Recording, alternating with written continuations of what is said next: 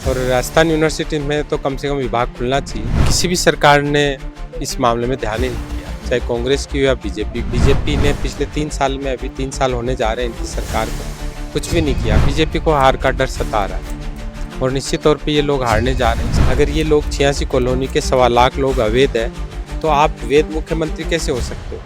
आप मुख्यमंत्री अवैध हो, आपको अपना इस्तीफा देना चाहिए। खुद मिलेंगे मुख्यमंत्री तो जनता इनको खुद को जूतों की माला पहना सकती है, क्योंकि इन्होंने सांगानेर के अंदर कुछ नहीं किया। देख रहे हैं अपडेट इंडिया में, आपके साथ सोनू ढाका। अभी हमारे साथ मौजूद है पुष्पेंद्र भारद्वाज, जो कांग्रेस के अच्छे लीडर रहे हैं। सर, इतना बड़ा मामला है कि एक राजस्थानी कल्चर को लेकर यहाँ प्रदर्शन कर रहे हैं बच्चे, और सरकार है झांक नहीं रही इधर। देखिए, बच्चों की मांग बड़ी जायज है। हम राजस्थान के निवासी है, राजस्थानी भाषा को सम्मान मिलना चाहिए और राजस्थानी भाषा को मान्यता एक डिपार्टमेंट खोल करके यहाँ राजस्थान यूनिवर्सिटी प्रशासन को देनी चाहिए। निश्चित तौर पे इसको राजस्थान विधानसभा में भी राजस्थानी भाषा को दर्जा देने को, मान्यता देने को लेकर के बहुत बड़े लेवल पर विधायकों ने भी मांगे उठाई, लेकिन अभी वो अधूरी चल रही है।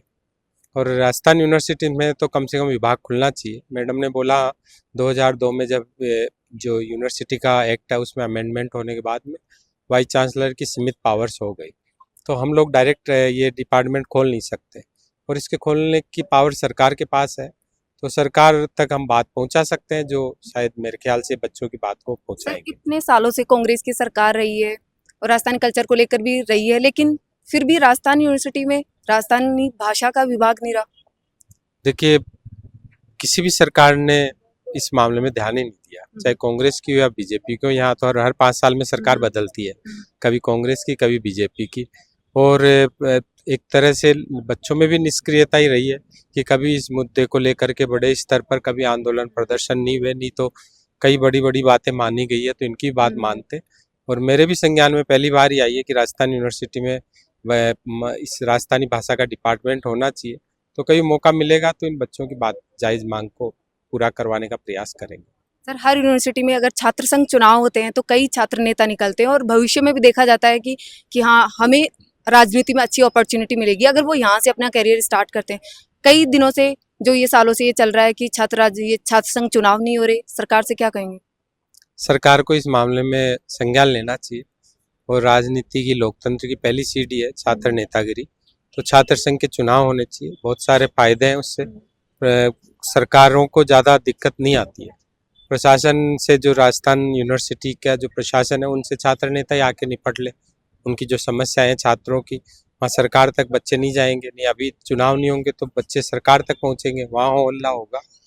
और बीजेपी ने पिछले 3 साल में, अभी 3 साल होने जा रहे हैं इनकी सरकार को, कुछ भी नहीं किया। कांग्रेस ने चुनाव करवाए जरूर थे, लास्ट में जब अधिसूचना जारी हो गई, दोबारा से चुनाव आ गए विधानसभाओं के, उस वजह से बंद करने पड़े।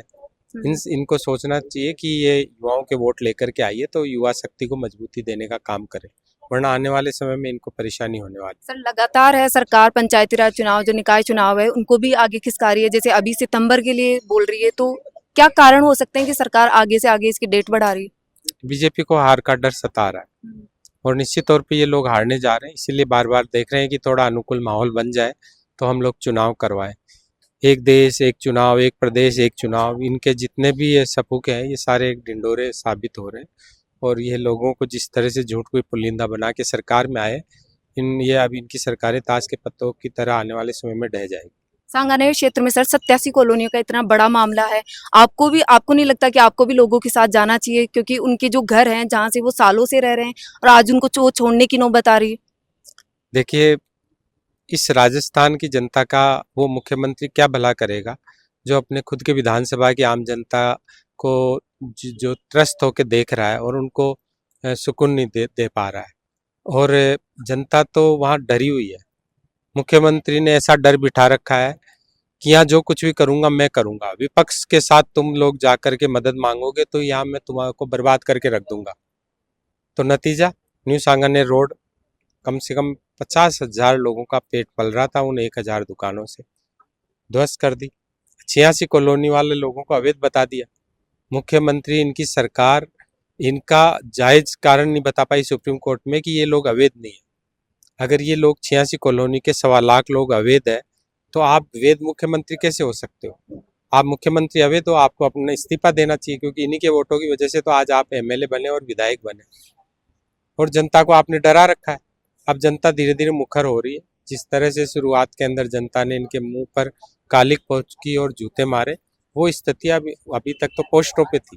ये खुद मिलेंगे मुख्यमंत्री तो जनता इनको खुद को जूतों की माला पहना सकती है, क्योंकि इन्होंने सांगानेर के अंदर कुछ नहीं किया। वहाँ आए दिन बलात्कार हो रहे हैं, महिलाओं के साथ में गलत घटनाएं हो रही है, लूटपाट हो रही है, चेन स्नैचिंग हो रही है, मर्डर हो रहे हैं, जमीनों पे कब्जे हो रहे हैं, और जितनी अराजकता इस सांगानेर में फैल सकती है उससे ज़्यादा अराजकता पूरे राजस्थान में कहीं नहीं। और ये मुख्यमंत्री की आंखों के नीचे है, और उसमें मुख्यमंत्री के लोगों की भी सह है। Thank you sir. आपने देखा कि जो कांग्रेस के नेता हैं पुष्पेंद्र भारद्वाज, वो अभी राजस्थान यूनिवर्सिटी आए थे, बच्चों से बातचीत करी भाषा को लेकर, और कुलगुरु से भी बातचीत करी है क्या कुछ मामला है। और सबसे बड़ी बात तो ये है कि जो राजस्थान विभाग के जो ये मांग कर रहे हैं, राजस्थानी संस्कृति का विभाग राजस्थान यूनिवर्सिटी में, वो संज्ञान में ही नहीं आया। आज तक किसी नेता के संज्ञान में नहीं, और छात्रों ने भी आज तक ये मुद्दा नहीं उठाया। ये पहली बार है कि किसी छात्र ने ये मुद्दा उठाया। आने वाले दिनों में राजस्थान विभाग बनेगा या नहीं बनेगा, ये तो सरकार बताएगी। ऐसी लगातार अपडेट्स के लिए देखते रहिए अपडेट्स इंडिया। मैं आपके साथ सोनू धाका, जयपुर।